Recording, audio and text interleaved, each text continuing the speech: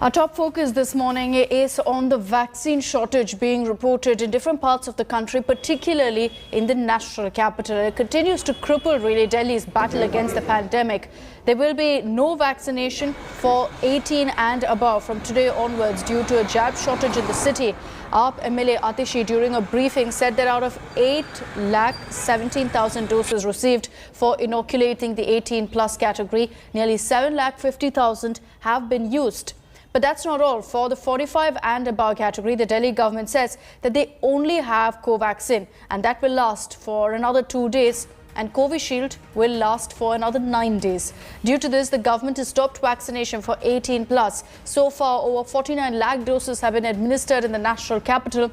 Out of that, 77,564 were administered in the last 24 hours. अगर आज की वैक्सीनेशन के बाद एक दिन से भी कम स्टॉक कोविशील्ड का बचेगा, तो कोवैक्सीन का तो स्टॉक 18 to 44 का हमारे पास पिछले एक हफ्ते से ख़त्म है। कोविशील्ड का भी एक दिन से कम स्टॉक अवेलेबल रहेगा। इसका मतलब है कि जो अभी 99 स्कूल्स में 368 साइट्स चल रही हैं, इसमें से आधी यानी 150 से भी ज़्यादा वैक्सीनेशन साइट्स 18 to 44 के एज ग्रुप के लिए कल से बंद हो जाएंगी। Well, all of us want things to get back to normal as soon as possible, and of course travel. An international trip in the future may actually be determined by which vaccine you've taken. While most of the world accepts Covishield, Covaxin is accepted right now only by 9 countries.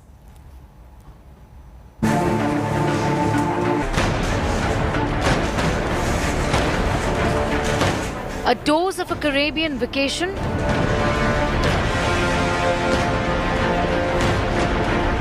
a golden ticket to new intakes overseas. Hang on, a lot depends on your choice of vaccine, at least for now. A new reality on the horizon. The world is being bifurcated into vaccine silos. Your travel plans are determined by whether you took indigenously manufactured Covaxin or AstraZeneca's Covishield. It is disappointing to see that Covaxin has not been approved by any major countries across the world. Our data suggests that Covaxin has only been approved by 9 countries overall, in spite of having an efficacy of more than 70%. If things continue this way, and with countries seriously looking at implementing vaccine passport and associated guidelines, overseas traveling Indians may be forced or pushed to choose one vaccine over the other. Only Nepal, the Philippines, Mauritius, Iran, Zimbabwe, Mexico and Paraguay accept Covaxin certificates for entry. The rest of the world mostly accepts Covishield. 21-year-old Karan Sharma is in the final year of his college in Delhi. He is among 16.7 crore Indians who have been administered the AstraZeneca jab. The young man explains why he chose Covishield over Covaxin. So the reason why I chose the Covishield vaccine for myself was because it is recognized by the Canadian government, and it will also ease my traveling process while traveling to Canada. Karan Sharma's doctor parents made the same choice for travel reasons. The reason we chose Covishield was because it is recognized in almost more than 100 countries in the world. The dilemma is global. Chinese-made vaccines, for instance, are not recognized in the United States or Western Europe for now, and vice versa. The pre-qualification approval for India's Covaxin, developed by Bharat Biotech, is also awaited. Bharat Biotech has already approached the World Health Organization for qualification. And the World Health Organization says it is in the process of reviewing the kind of data that has been submitted by Bharat Biotech. Bharat Biotech is obviously trying to tap the overseas market.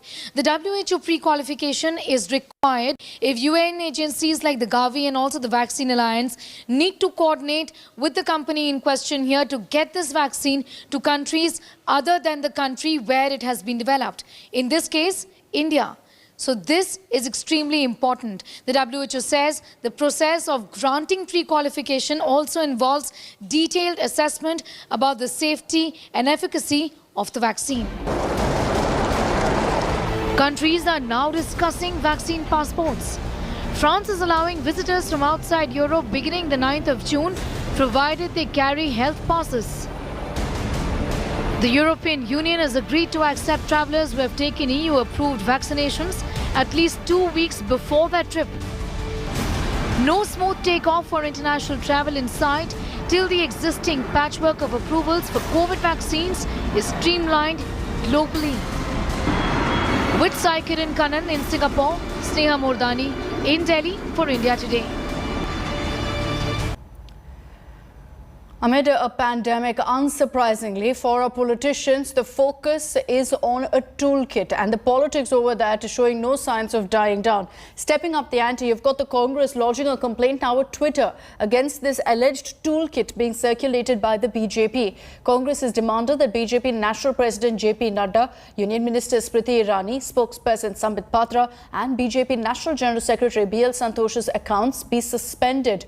Congress in its complaint says that these leaders have been indulging in spreading forged documents and attributing it to the Congress. Remember that BJP has been cornering Congress's alleged toolkit, terming it an attempt to tarnish the image of India and of Prime Minister Modi with the help of foreign media.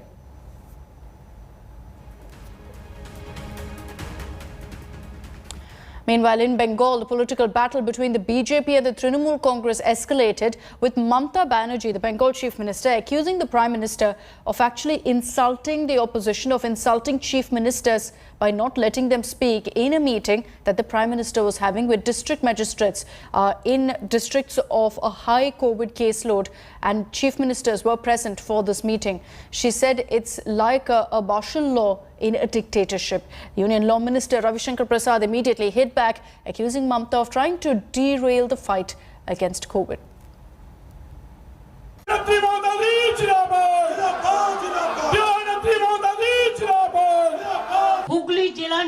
Elections over, but the grudge match persists.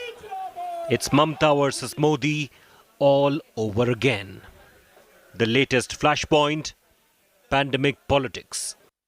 The venue was a virtual meet over handling the COVID crisis. Prime Minister Modi held an interaction with the district magistrates and field officials of 10 states.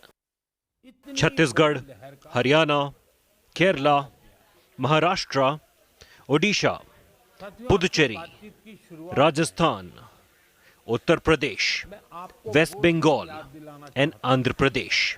The chief ministers of the respective states were also present. Addressing the media after attending the meeting, Mamata Banerjee slammed the Prime Minister, saying she was humiliated that after inviting the chief ministers, the PM did not talk to us. We, the chief ministers, are feeling insulted and humiliated. And we are astonished to see that Prime Minister called a meeting and invited the chief ministers, and all the chief ministers were sitting just like puppet. Nobody is allowed to speak. Then how do we speak about the public demand? Speaking in defense of the Prime Minister, Union Minister Ravi Shankar Prasad hit out at Mamata, accusing her of derailing the entire fight against COVID. Prasad denied these charges of DMs of only BJP-ruled states being allowed to speak. In fact, the Union Minister claimed that Mamata herself did not allow a DM from North 24 Parganas to speak. Today was a meeting of few states including Bengal, and Srimati Mamata Banerjee sought to interrupt that meeting. This behavior is shameful, is condemnable, and least expected from the Chief Minister of a big state. Mamta versus Modi is a festering feud, with wounds still fresh from the recent elections. However, Mamta has not been the only Chief Minister of a state that has spoken out. Recently, Hemant Soren, Jharkhand Chief Minister, after attending a similar meeting, had said that the Prime Minister is only interested in Man Ki Baat, not Kaam Ki Baat. War of words once again broke out between Mamta Banerjee and the centre.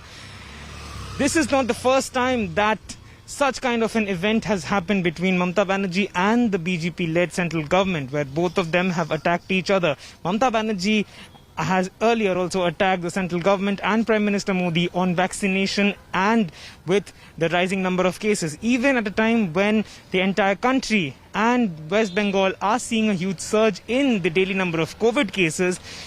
Is this not a time to unify and fight against the common enemy that is the coronavirus? With camera person Raktam, this is Suryagni Roy for India Today.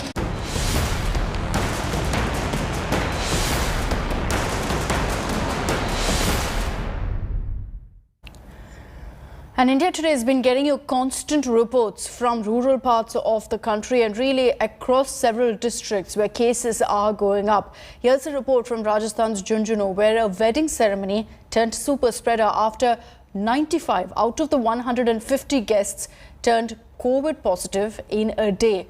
Joy turned to grief when the father of the bride also succumbed to the virus. Moshmi Singh gets you this report.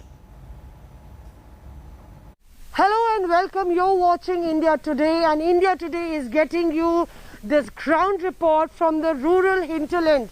We are in Rajasthan and our first destination is Jhunjhunu. We are going to get you what's happening and unfolding on ground zero.